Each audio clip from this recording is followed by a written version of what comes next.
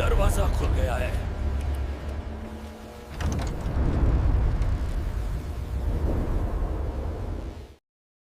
ये कहानी मुझे वहां काम कर चुके एक व्यक्ति ने भेजी है। उस व्यक्ति ने साफ कहा था, भैया, मैं आज तक भूतों पर विश्वास नहीं करता था, लेकिन मुर्दा गांव ने मेरी जिंदगी बदल दी। वहां जो मैंने देखा वो आज भी मेरी नींद छीन लेता है।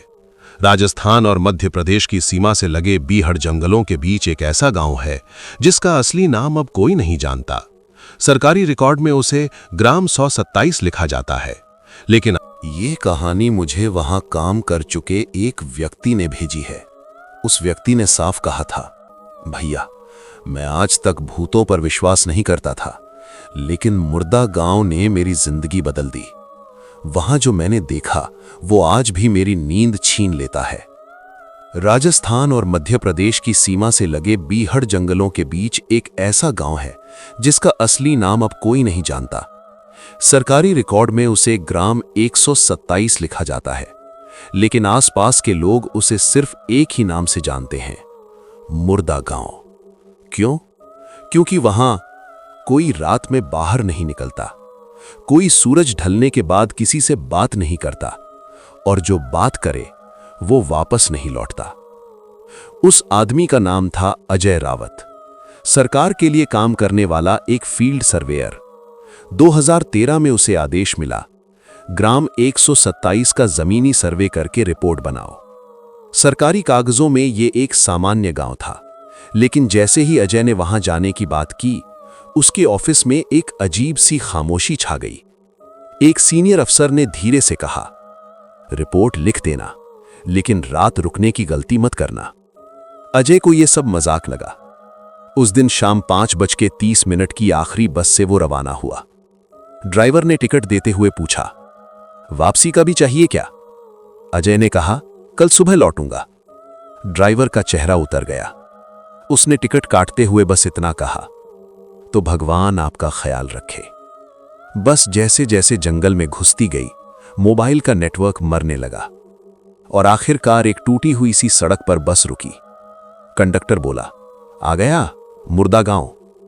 पूरा गांव, टूटी दीवारें, सूखे पेड़, जली हुई झोपड़ियां और खिड़कियों से झांकती अंधेरी आंखें, पर एक भी इंसान दिखाई नहीं दे रहा था। अजय जैसे ही नीचे उतरा, पीछे से ड्राइवर बोला, सुबह सूरज निकलते ही निकल जाना, यहां रात किसी की नहीं होती। और बस धूल उड़ाती हुई गायब हो गई। अब अजय अकेला था। वो एक घर के दरवाजे पर पहुंचा और आवाज दी, कोई है? काफी देर बाद अंदर से बहुत धीमी आवाज आई, मत रुको यहां। अजय चौंका। क्यों? अंदर से जवाब आया, ये गांव मरा हुआ है। दरवाजा कभी नहीं खुला।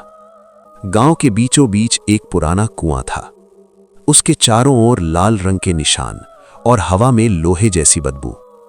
तभी किसी ने पीछे से कहा, इस कुएं में लोग खुद कूदते नहीं थे। अजय पलटा। एक बूढ़ा आदमी खड़ा था। उसने आगे कहा, उन्हें बुलाया जाता था।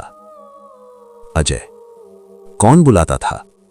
बूढ़ा आदमी बोला, वो जो रात में चलता है। सूरज डूबते ही पूरा गांव अचानक बदलने लगा। दरवाजे अपने आप बंद होने लगे, खिड़कियों पर काली राख फेंकी जाने लगी और कहीं दूर से रोने की आवाज आने लगी। अजय को पहली बार डर लगा। वो जिस स्कूल के खंडहर में रुका था, वहीं से किसी ने धीमे से फुसफुसाया, अतिथि, तुम यहां रात क्यों रुके हो? उसने पलट कर देखा, कोई नहीं था। स्कूल की टूटी दीवार पर खून से लिखा था, जो सो गया वो वापस नहीं जागता। अजय का गला सूख गया। रात के ठीक 12:07 पर उसने सुना, छप छप छप, जैसे कोई गीली मिट्टी में चल रहा हो। धीरे धीरे वो आवाज पास आने लगी और तभी किसी ने उसके दरवाजे के बाहर फुसफुसाया, अजय, बाहर आओ। अजय सन्न रह गया। उसका नाम यहां कोई नहीं जान सकता था। फिर किसने पुकारा? दरवाजे के बाहर खड़ा कुछ था और उसने अजय का नाम लिया था।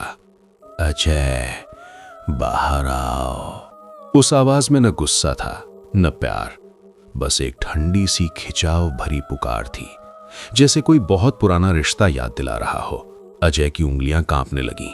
उसने धीरे से दरवाजे की दरार से बाहर झांका और जो उसने देखा उससे उसकी सांस अटक गई। स्कूल के बरामदे में एक आदमी खड़ा था, लेकिन उसके पैर जमीन पर टिके नहीं थे। उसका शरीर हवा में कुछ इंच ऊपर तैर रहा था। उसकी पीठ झुकी हुई थी और उसका सिर असामान्य रूप से पीछे की ओर मुड़ा था।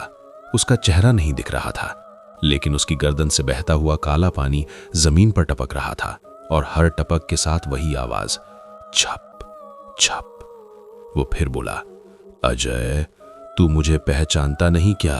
अजय के होंठ सूख गए। अजय ने कांपती आवाज में पूछा, कौन हो तुम? उसने अपना सिर धीरे धीरे सीधा किया और जैसे ही उसका चेहरा सामने आया, अजय की चीख अटक कर रह गई। वो चेहरा उसी बूढ़े आदमी का था जो शाम को कुएं के पास मिला था, लेकिन अब उसकी आंखें अंदर धसी हुई थीं और मुंह के कोनों से काला झाग बह रहा था। उसने कहा, मैं मुर्दा हूं और तू आज हमारा मेहमान है। वो फुसफुसाने लगा, ये गांव 28 साल पहले मरा था। यहाँ एक काली पूजा होती थी, एक औरत जो अपने ही बच्चों की बलि देकर अमर बनना चाहती थी, लेकिन पूजा उल्टी पड़ गई। उस रात पूरा गांव एक साथ मर गया, पर देह मरी, आत्माएं नहीं। अजय की आंखों से आंसू निकल आए। अचानक गांव की गलियों में शोर उठा, कदमों की आवाजें, रोने की चीखें और कहीं दूर से ढोल जैसा कुछ। अजय ने खिड़की से झांका। गली में सैकड़ों लोग चल रहे थे, लेकिन किसी के भी पैर जमीन को छू नहीं रहे थे। सबके चेहरे पर मौत जमी हुई थी और सबसे आगे एक औरत चल रही थी, लंबे खुले बाल, लाल साड़ी और हाथ में एक जली हुई खोपड़ी। बूढ़ा बोला, वही है मां काली का झूठा रूप जिसने हमें मारा था। हर साल उसे एक जिंदा इंसान चाहिए, आज वो तू है। अजय पीछे हटता गया, लेकिन तभी धड़ाम, दरवाजा अपने आप खुल गया। उस औरत की आवाज गूंजी, आजा, तुझे बहुत दिनों से बुला रही हूं। अजय को लगा जैसे उसके शरीर से ताकत निकल गई हो। वो खुद ब खुद बाहर की ओर खींचने लगा। वो उसे उसी कुएं के पास ले गए जहां से खून की बदबू आ रही थी। बूढ़ा बोला, यहीं से सबको नीचे भेजा जाता है। औरत ने खोपड़ी उठाकर कहा, एक और आत्मा। अजय की आंखों से अंधेरा छाने लगा। अजय को याद आया उसकी जेब में एक हनुमान चालीसा थी। उसने कांपते हाथों से निकालकर पढ़ना शुरू किया, जय हनुमान ज्ञान गुण सागर। पूरे गांव में हवा चीखने लगी, आत्माएं चीख उठी। औरत पीछे हटने लगी, उसका चेहरा पिघलने लगा। एक भयानक चीख के साथ पूरे गांव में आग लग गई। कुएं से काला धुआं उठा और सब कुछ जलने लगा। अजय बेहोश हो गया। सुबह जब उसे होश आया, वो एक अस्पताल में था।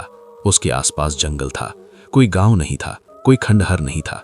डॉक्टर ने कहा, आप 3 दिन से बेहोश थे। जिस जगह से मिले वहां तो कभी कोई गांव था ही नहीं। लेकिन अजय की जेब में आज भी वो हनुमान चालीसा है और उसके पिछले पन्ने पर खून से लिखा है, तू लौट आया, पर गांव अब भी तेरा इंतजार कर रहा है।